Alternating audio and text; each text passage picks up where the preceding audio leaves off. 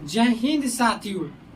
चलिए आज हम लोग क्लास 12 का बायोलॉजी चैप्टर नंबर 1 पढ़ेंगे। इसके पहले आप लोग वीडियो नहीं देखे हैं तो हमारे प्ले स्टोर में है, उसको देख लीजिए। हम इसके पहले जो चीज़ पढ़े थे उसके आगे की चीज़ों को आज पढ़ेंगे। तो चलिए वीडियो के अंत तक बने रहिएगा। बहुत चीज़ें इस वीडियो में हम बताने वाले हैं जो एग्जाम की दृष्टि से बहुत अच्छा क्वेश्चन है।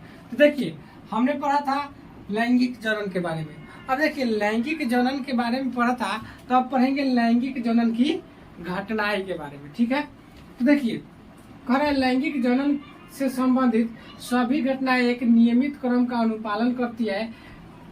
इन्हें क्या किया जाता है, निम्न 3 अवस्थाओं में विभाजित किया जा सकता है, यानी बांटा जा सकता है।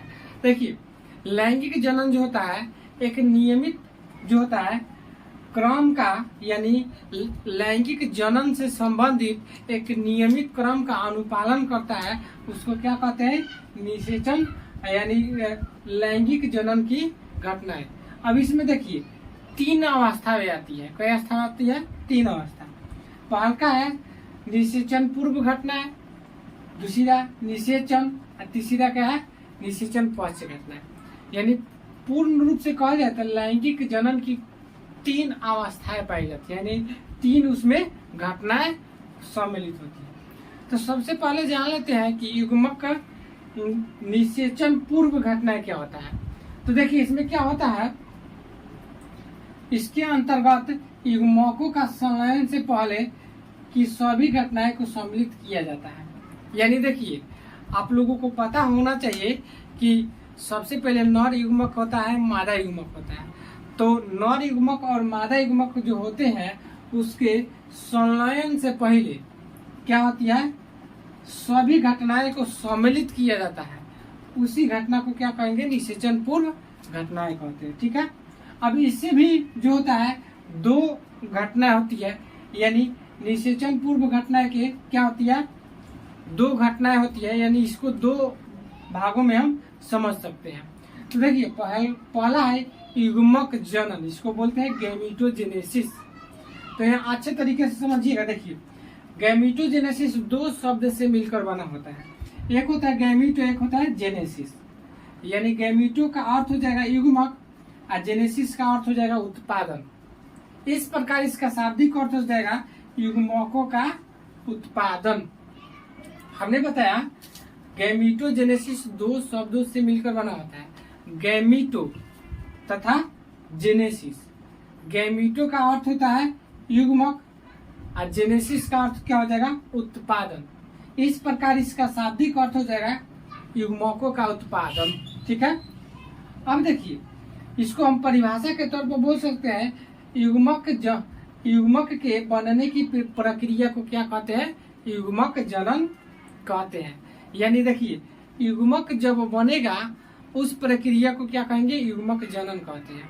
तो नर में नर युग्मक बनता है और मादा में मादा युग्मक। यानी युग्मक जनन भी 2 प्रकार के, युग्मक जनन यानी नर में क्या होता है, नर युग्मक बनेगा, यहाँ पे देख सकते हैं आप लोग, और मादा में मादा युग्मक बनता है। ठीक है, इसके बाद चलते हैं। देखिए दूसरा कह रहा है युग्मक स्थानांतरण, यानी जो है निषेचन पूर्व घटना के दूसरा है युग्मक स्थानांतरण।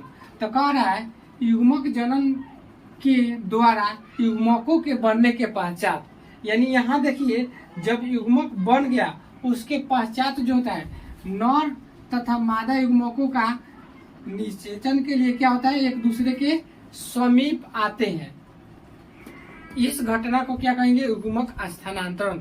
अभी मिला नहीं है, बल्कि क्या कर रहे हैं, नर युग्मक और मादा युग्मक निषेचन के लिए क्या रहे हैं, आपस में यानी समीप आ रहे हैं। इसी चीज को क्या कहेंगे, युग्मक स्थानांतरण कहते हैं। ठीक है, इसके बाद है निषेचन। आप लोगों को दिख रहा होगा अच्छे तरीके से।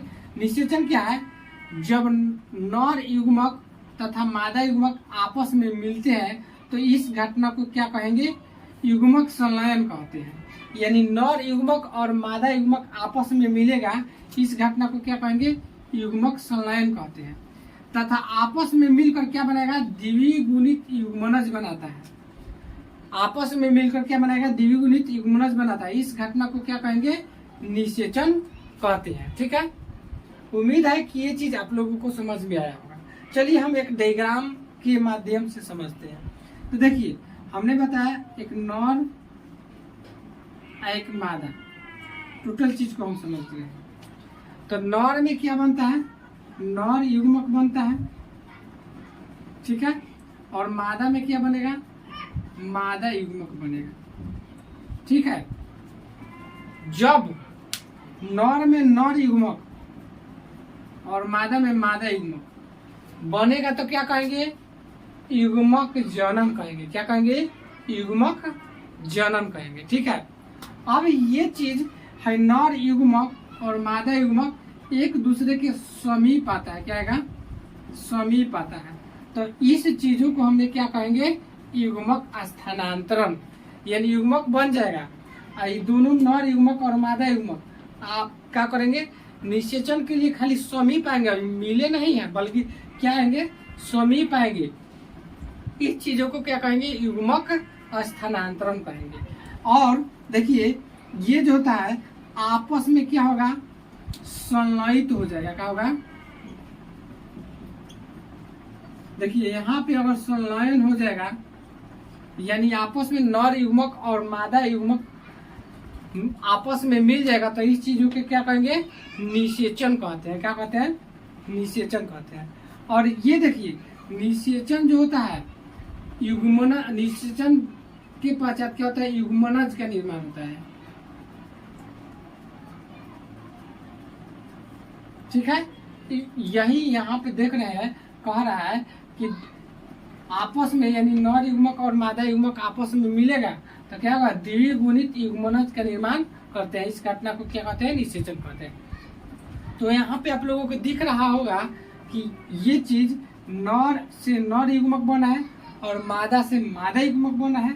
और ये दोनों, ये क्रिया क्या कहलाता है, युग्मक जनन कहलाता है। क्या कहलाता है, युग्मक जनन। जब नर युग्मक और मादा युग्मक आपस में, यानी निषेचन के लिए एक दूसरे के समीप आएंगे, इस चीज को क्या कहेंगे, युग्मक स्थानांतरण। इसके बाद ये नर युग्मक और मादा युग्मक आपस में संलयन हो जाएगा, तो ये क्रिया क्या कहलाएगा, निषेचन कहलाएगा। निषेचन के दौरान क्या होता है, युग्मनज का निर्माण होता है। इसको जाइगोट बोलते हैं, जाइगोट भी बोलते हैं। ठीक है, उम्मीद है कि ये चीज आप लोगों को समझ में आया होगा। तो एक बार इसको स्क्रीनशॉट ले लीजिए आप लोग। तो चलिए अभी हम लोग जाने निषेचन के बारे में। अब जान लेते हैं निषेचन के प्रकार के बारे में। तो निषेचन देखिए, निषेचन दो प्रकार के होते हैं। एक होता है बाह्य निषेचन, एक होता है आंतरिक निषेचन। तो देखिए, बाह्य निषेचन क्या होगा, कह रहा है कि जब युग्मकों का संलयन मादा शरीर के बाहर होता है तो उसे क्या कहेंगे, बाह्य निषेचन कहते हैं। ठीक है, यह कह रहा है, यह मुख्यतः होगा जल के माध्यम से होता है। यानी देखिए, जब अभी बताया है निषेचन में जो बताया है कि नर युग्मक और मादा युग्मक आपस में संलयित होते हैं तो युग्मनज बनाता है, उसको क्या कहते हैं, निषेचन कहते हैं।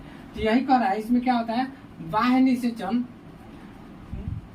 मुख्यतः शरीर के बाहर होगा और ये जो होता है जल के माध्यम से संपन्न होता है। अब ऐसा कौन सा जीव है जिसमें बाह्य निषेचन होगा, तो उसमें मछली हो जाएगा, मेढक हो जाएगा, उभयचर हो गया इत्यादि। और भी जीव हो सकते हैं जिसमें बाह्य निषेचन होता है। इसके बाद कह रहे हैं आंतरिक निषेचन। कह रहे हैं जब युग्मकों का संलयन मादा शरीर के अंदर होता है तो इस चीज को क्या कहेंगे, आंतरिक निषेचन। अब देखिए, ये जो होते हैं, जैसे बंदर हो गया, गाय हो गया, मनुष्य हो गया, और भी जीव होते हैं जिसमें क्या होता है, युग्मकों का संलयन शरीर के अंदर होता है तो उसे कहेंगे आंतरिक निषेचन। अब चलिए हम लोग लैंगिक जनन की जो घटनाएं पढ़ रहे थे वो लास्ट है निषेचन पश्चीय घटनाएं।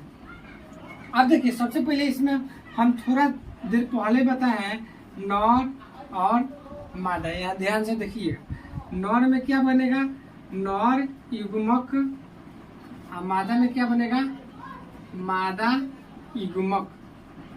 ठीक है, अब ये दोनों आपस में क्या करेगा,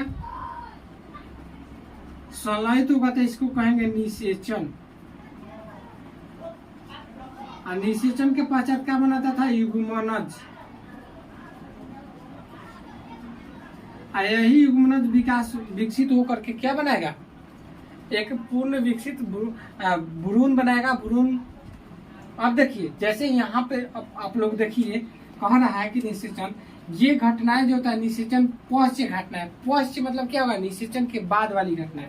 तो कह रहा है ये घटनाएं निषेचन के बाद होती है, निषेचन के बाद युग्मनज क्या बनाता है, भ्रूण बनाता है। तो यहाँ पे आप लोगों को ध्यान देने वाली बात है कि नर से नर युग्मक और मादा से मादा युग्मक संलयित हो रहा है, तो क्या कहेंगे, निषेचन। और निषेचन के फलस्वरूप क्या बनाता है, युग्मनज बना है। युग्मनज विकास होकर क्या बनाता है, भ्रूण बना रहा है। ठीक है, तो ये जब नर में नर युग्मक बनेगा और मादा में मादा युग्मक, तो इसको कहेंगे युग्मक जनन, बनेगा तब युग्मक जनन। और जब बन जाएगा एक दूसरे के समीप आएंगे तो उसको कहेंगे युग्मक स्थानांतरण। क्या कहेंगे, युग्मक स्थानांतरण। ठीक है, इसके बाद कह रहा है कि ये प्रक्रिया जब आपस में संलयित हो जाएगा, यानी नर युग्मक और मादा युग्मक, तो क्या कहलाएगा, ये प्रक्रिया निषेचन कहलाता है। ठीक है, और निषेचन के फलस्वरूप क्या बनेगा, युग्मनज। युग्मनज विकसित होकर क्या बनाता है, यही भ्रूण बनाता है। तो ये था लैंगिक जनन के 3 घटनाएं। आप लोग उम्मीद है कि समझ गए होंगे, और समझ गए होंगे तो इस वीडियो को ज़्यादा से ज़्यादा शेयर कीजिए ताकि सभी बच्चों को लाभ मिल सके। इसके बाद वाले चीज़ों को अब आगे पढ़ेंगे। मिलते हैं अगले वीडियो में। जय हिंद।